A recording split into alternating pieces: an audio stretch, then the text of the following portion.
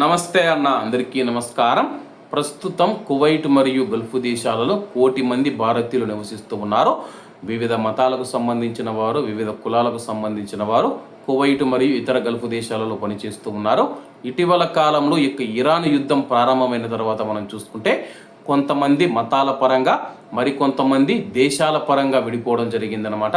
అంటే కొంతమంది ఇరాన్కు సపోర్ట్ చేస్తూ ఉంటే మరికొంతమంది అమెరికా, ఇజ్రాయెల్కు సపోర్ట్ చేస్తూ ఉన్నారనమాట. దేశంగాని దేశానికి వచ్చినప్పుడు భారతీయులు ఎవరైతే ఉన్నారో వాళ్ళు ముస్లింలు కావచ్చు, హిందువులు కావచ్చు, క్రిస్టియన్లు కావచ్చు, ఇతర మతాలకు చెందిన వారు కావచ్చు, మనమంతా ఐకమత్యంతో ఉండాలన్న కువైట్ మరియు గల్ఫ్ దేశాల్లో ఉన్న భారతీయులకు నేను ఒకటే చెప్పదలుచుకున్నాను అనమాట.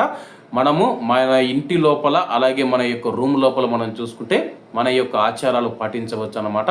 హిందువు అయితే హిందువు పూజలు చేసుకోవచ్చు, ముస్లింలు అలాగే క్రైస్తవులు ఎవరైతే ఉన్నారో వాళ్ళ ఆచారాల ప్రకారం వాళ్ళ ఇంటి వరకు చేసుకోవచ్చు. ఒక్కసారి మనం బయట అడుగు పెట్టిన తర్వాత కువైట్ దేశంలో ఉంటే కువైట్ దేశ చట్టాలు, సౌదీలో ఉంటే సౌదీ చట్టాలు, అలాగే యూఏఈలో ఉంటే యూఏఈ చట్టాలు, అలాగే ఏ దేశంలో ఉంటే ఆ దేశ చట్టాలను మనం తప్పకుండా గౌరవించాల్సి ఉంటుంది. ఇటీవల కాలంలో కొంతమంది సోషల్ మీడియా వేదికగా షియా ముస్లింలని చెప్పేసి, సున్నీ ముస్లింలని చెప్పేసి, అలాగే ఇజ్రాయిల్ అని చెప్పేసి, ఇరాన్ అని చెప్పేసి రకరకాలుగా అయితే సోషల్ మీడియాలో వ్యాఖ్యలు చేస్తూ ఉన్నారు. ఇప్పటికే కువైట్ పోలీసులు మనం చూసుకుంటే ఇటువంటి వారిని అరెస్ట్ చేయడం జరిగిందనమాట. అరెస్ట్ చేసి చట్టపరమైన చర్యల కోసం సంబంధిత అధికారులకు అప్పగించారు. కాబట్టి కువైట్లో ఉన్న మన భారతీయులు కూడా ఎవరైతే ఉన్నారో మతపరమైన వ్యాఖ్యలు ఎప్పుడు మీరు చేయొద్దన్న.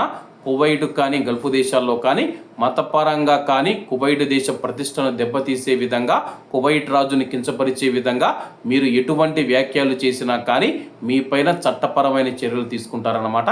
కాబట్టి కువైట్లో ఉన్న కొంతమంది ఎవరైతే ఉన్నారో అద్దుమంటే ఇరాన్ అమెరికాను పేల్చివేసింది, ఇరాన్ పెద్ద శక్తి అని చెప్పేసి రకరకాలుగా వ్యాఖ్యలు చేస్తూ ఉంటారో కువైట్ దేశం స్పష్టంగా చెప్పింది, ఇరాన్కు సపోర్ట్ చేస్తూ ఉన్నవారు ఎవరైతే ఉన్నారో అంత ప్రేమ ఉంటే ఇరాన్కు వెళ్ళండి, కువైట్లో ఉండొద్దని చెప్పేసి కువైట్ అధికారులు ప్రకటించిన విషయం అందరికీ తెలిసిందే.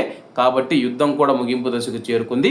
ఇప్పుడైనా కానీ సోషల్ మీడియాలో పోస్టులు పెట్టేటప్పుడు జాగ్రత్త వహించండి, లేదంటే మీరే నష్టపోవాల్సి ఉంటుంది. కాబట్టి అందరూ బాగుండాలి, అందులో మనం ఉండాలి. అందరికీ నమస్తే అన్న, జై హింద్.